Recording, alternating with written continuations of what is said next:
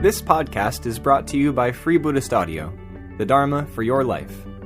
Our work is funded entirely by donations from our generous listeners.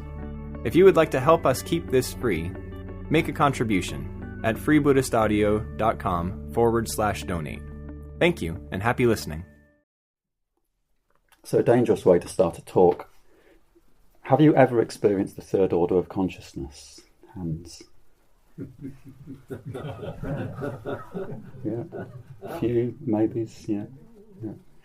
So some of us don't know what the third order of consciousness is. The first order of consciousness is the group consciousness, where you go to the puja because everybody goes to the puja and you want to fit in. Even that you have the emotions that everybody has in the right sort of situation. Somebody dies, you feel grief. Yeah, that's group consciousness. Individual consciousness, Bhante describes as the aware, responsible, creative, independent, positive human being. And I really love Bhante's teachings on the individual. They've gone a bit out of fashion, I think, but I think we should really study them and make use of them because the language of all that is so valuable. And then the third order of consciousness is when individuals are in communication with each other or in interaction with each other. Even better to say, in life with each other. It's not that we are all in the puja as individuals because we want to be. It is that. But we also feel each other. We feel each other's individual choice. We feel each other's mutual wanting to be. So, and often I think it's often a mix of those things, isn't it? We often have a mix of motives. Yeah, like the puja last night, a bit of me was there because I wanted to fit in, I wanted to not look like an individualist, and a bit of me was there because I really wanted to. It's lovely to be back here, it's lovely to be in that shrine room and doing puja together. So Bhante's talked about the third order of consciousness as basically being Sangha. That's what Sangha is. In the history of my Going for Refuge, he says the third order of consciousness characterises the spiritual community. It is the characteristic consciousness of the spiritual community. And elsewhere he says it's the consciousness appropriate to the spiritual community. He also says the third order of consciousness is the context for going for refuge. And in that context, going for refuge is much more multifaceted and rich. So I think of it as you're fully yourself and you're fully with other people. Maybe in a superficial way, but also in a profound way, also in a meeting of hearts way. And so what's that like? In the Superpersonal Force, Bhante and Subhuti talk about being existentially alone. And you're with another person or a group of people, and all of you are existentially alone. And they say that is the only basis for real communication with others, for real connection with others, is feeling the existential aloneness. So I wonder if we can feel that now. Can you feel that now? The intensity, the aloneness, the existential aloneness. And you're in a room with other people who have the same or a similar and overlapping aloneness. So in Know Your Mind, Bhante says, only when one is aware that other people are subjects as well as objects can real communication take place. I remember sitting round a dinner table at Madhyamaloka and many, many years ago, and you know what it's like, community, you've been living together for ages, you're all a bit bored with each other, there you are, and suddenly Dharmamati says, I feel really alone, and so do you. I feel he felt that fire of existentialness, and he recognised that in other people, and that made an amazing, at least for the rest of that meal. maybe I felt it went on longer than that. He'd recognised something in himself and in other people, and that felt like that persisted through the community. I felt for weeks or months. So Bhante goes on in Know Your Mind. Of course, the ideal here is to transcend all questions of subject and object altogether. entering into a mysterious process of empathy. And the point is that one has no egoistic motive for doing anything, so that one is utterly free to respond out of compassion to whatever arises. And as Upeksha Prayer hinted at, I do want this to be practical. I do want this to, I want this to be real. When I think of the order, I believe we can gain enlightenment. I believe that we practitioners can have transformative experiences and find liberation, and that we can have amazing communication, we can have an amazing heart connection, third order of consciousness experience with each other. So in this context, whatever arises is us, sitting here together. The point is that one has no egoistic motive for doing anything, so that one is utterly free to respond out of compassion to whatever arises. One is aware of one's own subjectivity and of the subjectivity of others. One is aware of one's own objectivity and the objectivity of others. Again, in the history of My Going to Refuge, Bhante says, the transcendental bodhicitta arises not in an individual, but in a community. And interesting, these terms, you mentioned it last night, I think, at Upeksha Prayer, the third order of consciousness, the transcendental consciousness, even the bodhicitta. Bhante sometimes uses them interchangeably. Yeah? Sangha, he uses these terms interchangeably. Elsewhere he says, it is beyond the individual and in a sense manifesting through the individual. So it's manifesting through the individual, but as an interaction between individuals. One of my favourite passages in our liturgy is something we chanted last night. May our communication with one another be Sangha. And that's really going against transcendental dualism, or cosmic dualism as it's called sometimes. The idea that nirvana and samsara are separate places or realms or things. May our communication with one another right here be one of the three jewels, be Sangha. And this has been a passion of mine for at least 15 years. I've come to believe that the third order of consciousness arises not by chance. It's a bit like deep states in meditation. Occasionally they arise by chance. You can't force them to arise, but you can set up conditions whereby they're much more likely to arise. Likewise with the third order of consciousness. So I'm going to try and share some experiences that I've had of trying to encourage the conditions for the third order of consciousness to arise. For me, this has been I'd say for at least 15, maybe 20 years, this has been one of the primary things that I'm trying to do when I lead a study group, as well as communicating something of the Dharma, trying to set up these conditions. So I'm sure we've all had the experience that you explain to someone a meditation that you've had, or a retreat that you've had, or a love affair that you've had. And in telling it to a friend, you feel that you've lost something. You feel that you've destroyed something valuable in the experience. I think most of us have probably had that experience. Have you also had the experience where you tell someone of a meditation experience you had, or of a love affair, and in the telling, you discover more meaning, you discover more significance. And in the telling, you discover a deep and unexpected connection with the person you're telling.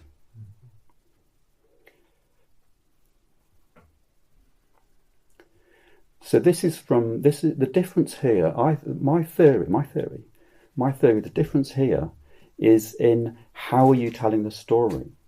Are you just telling the story just like you told it to the last person? Or are you going back to the experience in your body?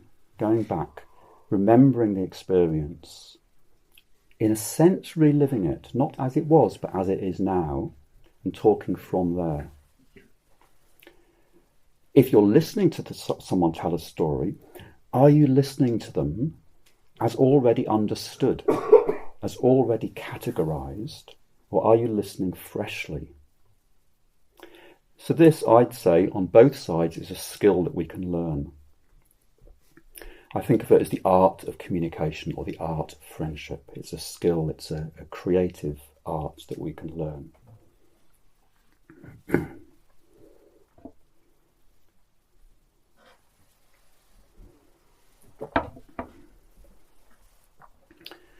So I'm going to ask you now to remember something.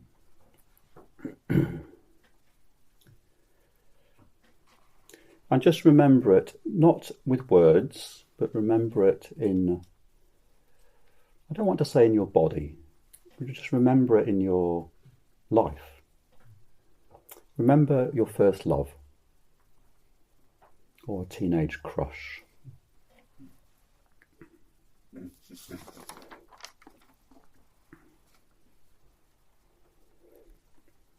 Can you have a sense of the whole of it?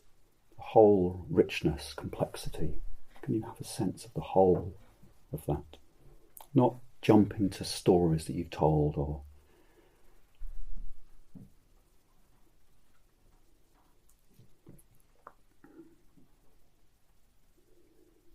So another thing I'd like to ask you to remember, and this one's a bit more mundane. You're standing in a supermarket. There you are, you're holding your basket. You haven't got a clue why you're there. You all had that experience? You can't remember what you came to buy. Was it pasta? No. So you know something. You've got this experience, you don't know what it is, but you know it wasn't pasta. So it's not a complete blank. Yeah? And when you do remember what it was, you'll feel that viscerally. Oh, yes, that's what it is. Potatoes, yes. So I'm going to ask you now to hold that not knowing. Hold the not knowing of the first love, of the what am I in the supermarket for? You're in a rush. You knew you were rushing, so it must be important. There were people at home waiting for this thing that you've come to get. Where is it? Can you hold that not knowing like holding a live insect between your thumb and forefinger? Or like holding the infinite blue sky? You can't grab it. But it is there. And it's not giving you any answers, but it's still precise. It's still something. It will tell you exactly when you get it right. Someone asks you, how are you? You ask me, how am I? How am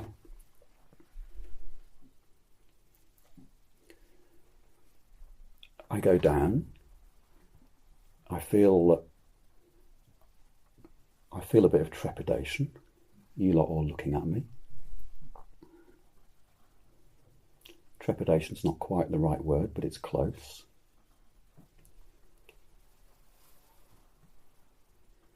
There's love there. But there's energy, there's excitement.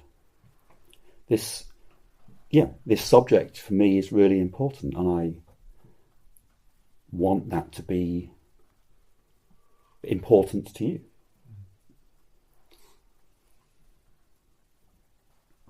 And I've just given some descriptions of what's there, but that doesn't answer what's there. It doesn't tick now it understood. That's how Saraha is. It changes the mystery of how am I standing here? I'm different, having gone through trepidatious, excited, love, importance. I feel different having done that. So when Bhante talks about the third order of consciousness, he often emphasizes the importance of a common task. and he often mentions working together. And I think that is really relevant. There needs to be a common task. Yeah. In a study group, it arises, I'd say the third order of consciousness arises, most likely to arise, when you've got a relevant question. You've got a question, a theme that's relevant to everybody. Yeah? It's not an idea, it's relevant to their lives. You're in the supermarket. What is it? It's got to be something. It's important. Why am I here? Why are you here on this planet? Here you are. Why? There must be. It's important. Yeah? The meaning of life, it's important. Why am I not enlightened yet? Why is there still this? Why do I suffer? Why do I still have this suffering that I've been carrying for years? Can I feel that suffering as it is right now? Four Noble Truths, the Buddha says the cause of suffering is craving. Can I feel the craving that supports the suffering? That backs it up or that maintains it? Can I feel that?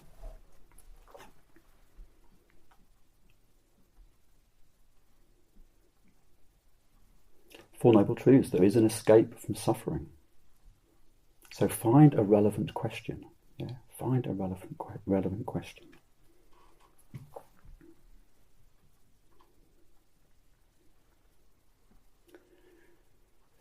So I'm a bit of a cloud person. I don't easily do linear. I don't easily do structure. However, through doing this, through thinking about and discussing and reflecting on this subject, I've come up with it's not particularly lineal, but it is a sort of structural framework, and I slightly humorously call it 3 pairs and a work of art. So I'm going to show you through these, as a structure to this talk, I'm going to use 3 pairs and a work of art. And I've already talked about the first pair, formulate and hold. Clearly formulate a problem. It might be building a Buddha center together, or raising some money, or with a close friend working out, why am I here? How does shunyata impact my life? How is shunyata the doorway, the Dharma doorway? Find a relevant question and formulate it. It might be, I don't have a question, I'm just going to keep it open. It might be a clear philosophical question. Formulate a question and then hold that question, not the first answer that comes, hold the question, the doubt, like holding the insect or like holding the blue sky. Hold the mystery of that question. If there's no mystery, it's not the right question. Find a question that you don't have an answer to. Assuming you're not yet enlightened, there is a nut to crack. There is some flower to open. Hold the bud without assuming the flower.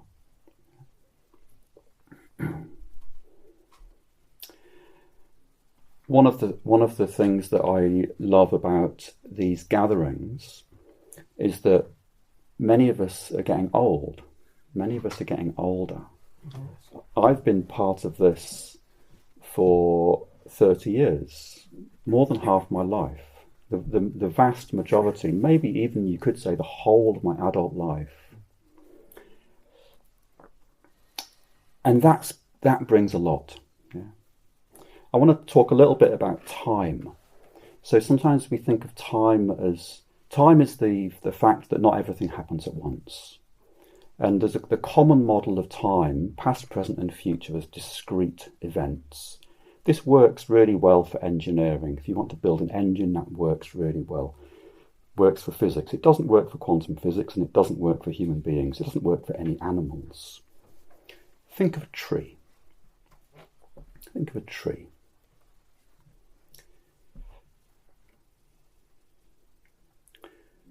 So the tree's been there, the tree, that great calm being, has been there growing. Its body, the tree's body, is in a sense a record of everything that's happened to it, of its life so far. Yeah. So the tree's body is the past, in a sense, not in the past, present, future, discrete things sense. In a different model of time, the tree's body is the past. Your body is your past. Your parents are somehow in your body, conditioned your body. Your diet, your exercise, the way that you live is co-creating every moment your body afresh. Your body is also the context, it's the primary context for you living now, for you living forwards. Your mind, the Buddha said, what you dwell on, that you become. So that is not the only thing. There's a lot of other factors that create your consciousness right now. But in a sense, your consciousness right now is the past, is everything that's happened in your life. I used to say to people, if you're angry, that's not your responsibility. If you're still angry in 1 second, that is your responsibility. So if you're mindful, the past is here. Not as it was, but as it is now, as it's happening now. I used to live at Padmaloka, and when it all got a bit much, I'd go around and smoke cigarettes and watch telly with the neighbours. And I became quite good friends with them. They were, very different. There was a very different realm to Padmaloka. I'd go around and watch telly and smoke fags. And one day, it was, all right, Saraha, how's it going? I was like, yeah, good. Yeah, I had a really interesting dream last night. And one of them said, oh, that's not good. That's not a good sign. If you remember your dreams, it means you're not sleeping properly. And you should take sleeping tablets.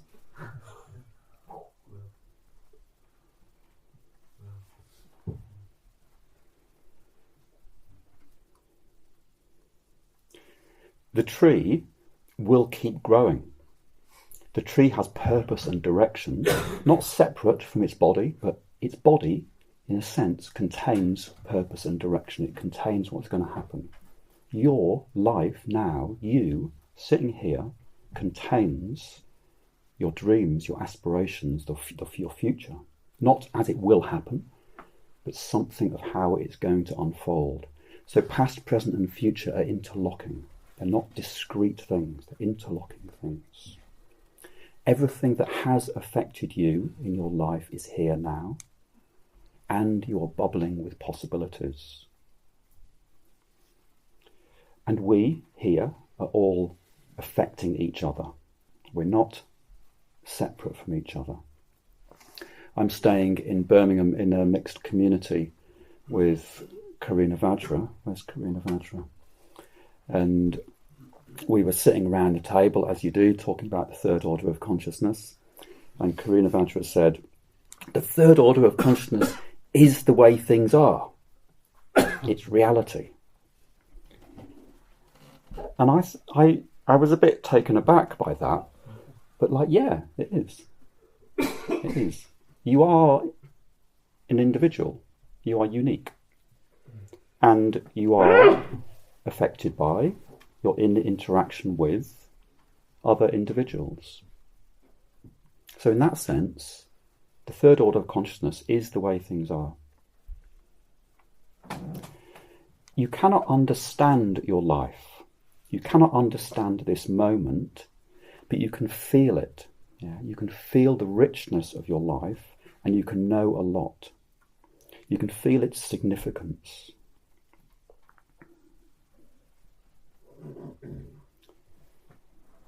And can you feel the significance of your life? Can you feel the whole of your life as it is relevant to that question? I've asked you to formulate a question, or I will ask you to formulate a question. Can you stay with the all?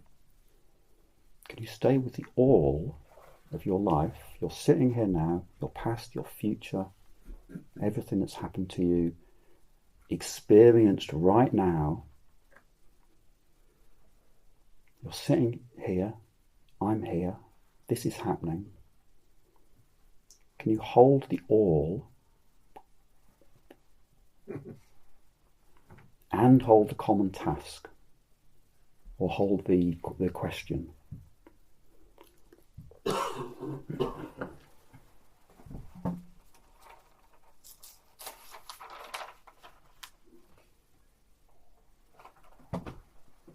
So I've just tried to explain the next two, expand and focus. So formulate your question, have a clear question, hold it, hold the mystery of life. It might be the whole thing, it might be one particular question. Expand to include everything and come back. Relax. Include everything, include self, include other, relax. And remember the question. So this pair, it's a bit like breathing.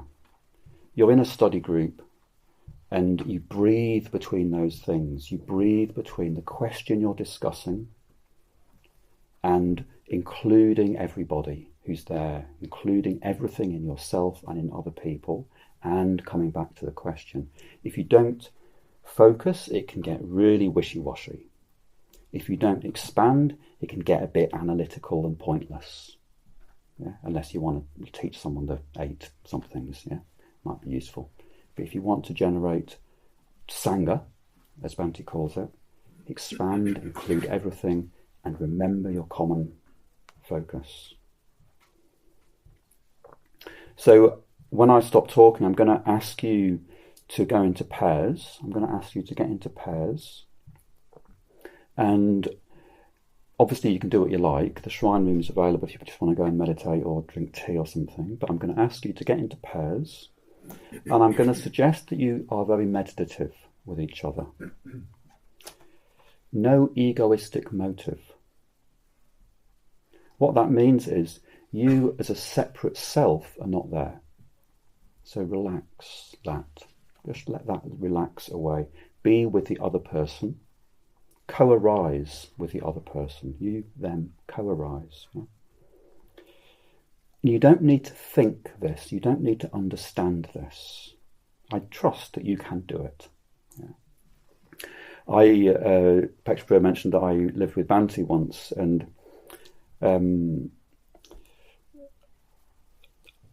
I lived with Bhante because I'm quite easy to get along with, which is true. But I also have this side, which is a bit intense. I'm always a bit like this. What I'm doing now, I'm always a bit like this. And sometimes I could be a bit like this with Bhante. And I think sometimes you got a bit sick of it. Anyway, one day we were sitting there in the evening, we had our cocoa or whatever, and I said, Bhante, can I ask you something about my meditation? Yes, I suppose so. And so I told him something that had been happening, and something that had been happening quite consistently for a few weeks or a month or two. And Bhante said, well, if it's a permanent change, there's no point in thinking about it because it's already happened. If it's not a permanent change, there's no point in thinking about it because no amount of thinking will make it permanent.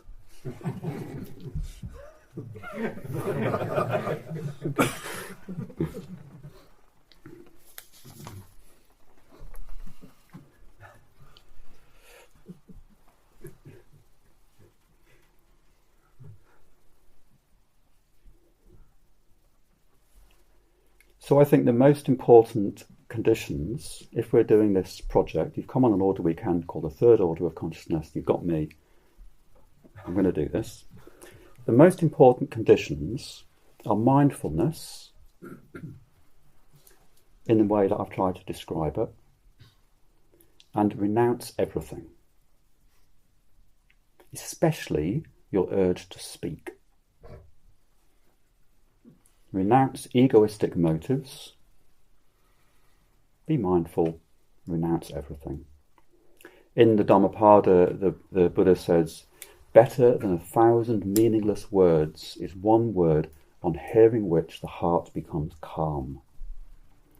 And I take this as an invitation.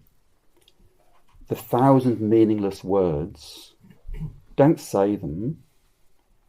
The time it takes to say 1,000 meaningless words, use that time to find one word which makes your heart go, oh, that's what I needed to say. That's something, that communicates something. A word can change your body. A word can make you blush. A word can make you hot with rage.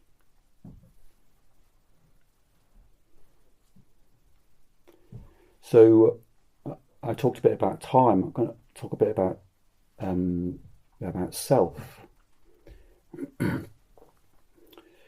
You are changed by words. You are changed by everything. The person who walked into this room is different than the person who's sitting here.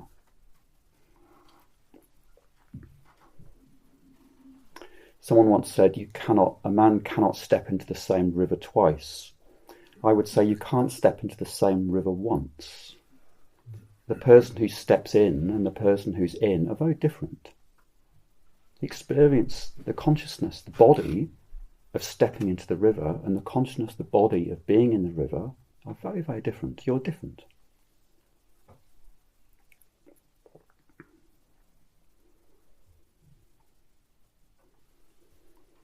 So we're here with all of our history, all of our future, with each other, who also have all of their history, all of their future, bubbling intensely away. We're creating each other. Yeah. It's very obvious in a study group of 5 or 6 or 10 people, everybody being there changes everybody else. When you're in a pair, it's really obvious. You sitting with another person, you feel very different than you would if that person wasn't there. I'd feel quite different if you weren't here. You would feel different if I was talking in a different way. You are different. You are changed by what happens. So this is Indra's net. Indra's net is a description of this. I said it's going to be practical. This means us sitting here. This is Indra's net. Indra's net is a better description of this than to say there are 50 people in a room. Because the 50 people who walked into the room are completely different. You're not the same before and after. So there are not 50 people in a room. There's an interaction. Well, there are, but that's like past, present and future, sort of true, useful for engineering, not true spiritually, not true from human beings. There's an interaction going on. There's an engagement, a relationship going on. You can divide it into 50 units, but that will change the units. This is the way it is, as Karina Vajra said. This is reality. Whether we know it or not, Indra's net is an accurate description of this. No fixed units, no separate selves. And you can sense it. You can sit here and you can sense that. You can't understand it, probably, but you can sense it if you're mindful.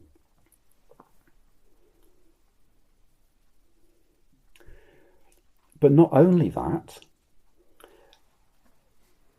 we humans, and possibly animals too, certainly we humans, we have this uncanny ability to sense what's right, what's true. Ah, potatoes. Yes. I'm happy. We have an uncanny ability to notice what's right and know that it is right, even when we start with a mystery. I really love there's my favourite pericope in the Pali Canon So visceral, such a visceral response to listening to the Buddha. Magnificent Master Gautama, magnificent Master Gautama. Master Gautama has made the Dharma clear in many ways, as though he were turning upright what had been overthrown, revealing what was hidden, showing the way to one who was lost, or holding up a lamp in the darkness for those with eyesight to see forms. So the project is to sit in pairs, in silence. Be real. Be yourself. If you don't like it, you don't like it. You can be that. You can admit that to yourself, to the other. If you don't want to do it, that's fine. You can be yourself and not do it. Sit in silence. Be full. Be full. Be whole. Be the past, the future, affecting you, living through you now.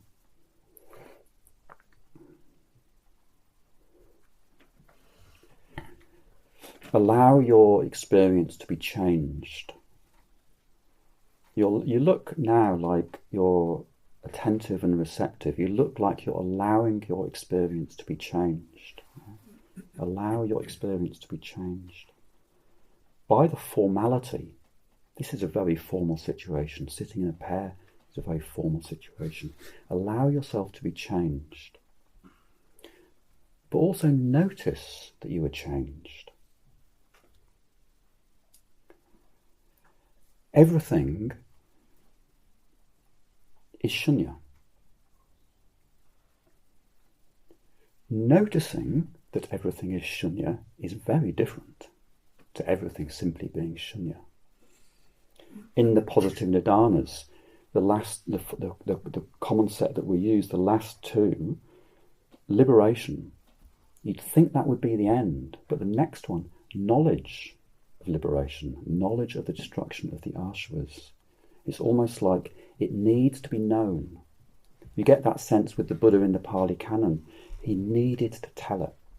And in the telling it, the enlightenment experience seemed to deepen, seemed to richen.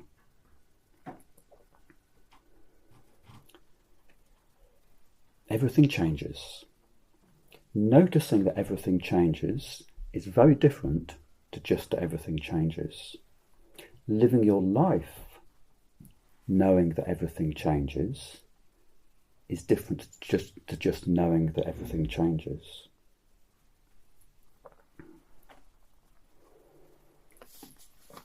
So that's my invitation to you. Get into pairs. Feel the aliveness. Notice that everything changes and wait. And renounce the urge to say whatever comes.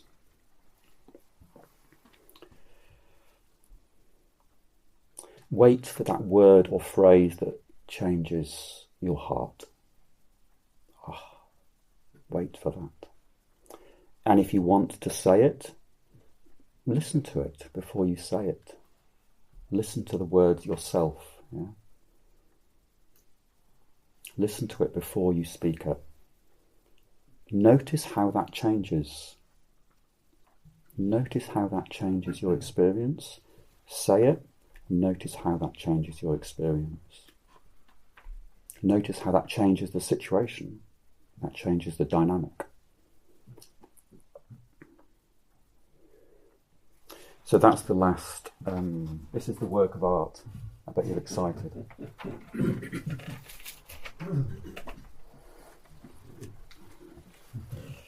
So what's the F word in the black? Forwards, look forwards. Basically means believe that things will change. Believe that there's a future. Believe there's an answer. Believe in enlightenment. If you move the board forward a little, you can't see it properly.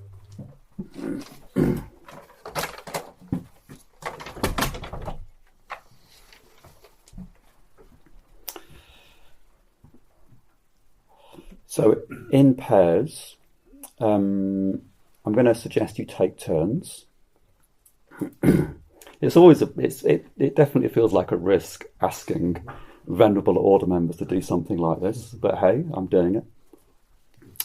Prexapur said you couldn't predict what you were going to get when you asked Sarah to do something.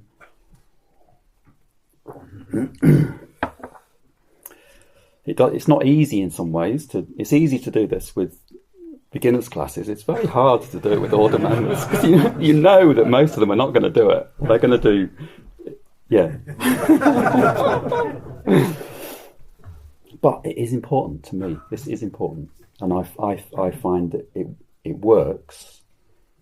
And the third order of consciousness, it matters. It is the context for going for refuge. It is Sangha, and it doesn't arise by chance. Get in pairs. Take it in turns. We'll probably have an hour in pairs, maybe a little less. We'll have an hour, so take it in turns. You've got half an hour. You can grab a cup of tea. I'm not going to have a tea break. I don't believe in tea breaks. But you can grab a cup of tea and take it to your pair. Or you can get your tea halfway through, or whatever you like.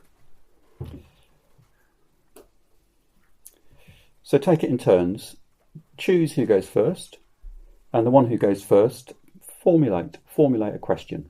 Find yourself a question, something that matters to you. Something that's important. Might be a Dharma door, something that's important. And say it, formulate it, say it out loud. And then stay with the mystery of it. Don't immediately get into answering it. Yeah? Stay with the mystery of it. Be with the unknown. Experience it. Hold. Here's your life. Here's this bit of your life you haven't got an answer to. Renounce everything. Just be with that, yeah? And be with the other person. Let the other person just sit there and witness you in silence. So the other person, the person who's not going first, your job is to support the person who's reflecting to stay in a genuinely explorative mode. You're supporting them to stay open, to stay mindful, to stay present, to keep coming back to the question, to expand their awareness to include more nuance, more honesty, more reality of your life, and to come back to the question. To do that in the spirit of trust, yeah? There is an answer. Enlightenment is possible. There is an answer. Freedom is possible. The two roles, they're both quite full-on spiritual practices. I would say the role of the supporter is the more spiritual, radical practice. Because the role of the supporter, the role of the reflector is you're following your train, your reflection, your meaning. Yeah? Your burning question, you're sensitively engaging with that. The role of the supporter, you're renouncing everything. You're having to do what the Aniruddhas do. Let me put aside what I wish to do. Let me put aside what I wish to talk about and talk about what you wish to talk about. To be present with what you want to engage with. So it's a genuinely radical practice of renunciation, being the supporter. All advice, all anecdotes, all similar stories, all things to ease the intensity, just renounce them all.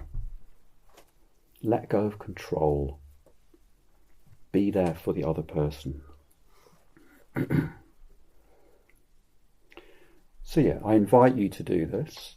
I invite you for this hour to notice and live in the mutual co-arising of each other. I've got a handout for you to take with you. Go and find a place. Some of you can stay in here. Go and find a place, grab a cup of tea, go and sit by the pond, go and sit in the cafe rooms, in the kitchen, anywhere you like. The main shrine room, let's keep that as a silent place for anyone who wants to meditate. Otherwise, we have the whole site, I've been advised. So do what you like, go where you like. Take the handout and experiment. Yeah, experiment with this practice, and notice what happens. We hope you enjoyed this week's podcast. Please help us keep this free. Make a contribution at freebuddhistaudio.com/donate. And thank you.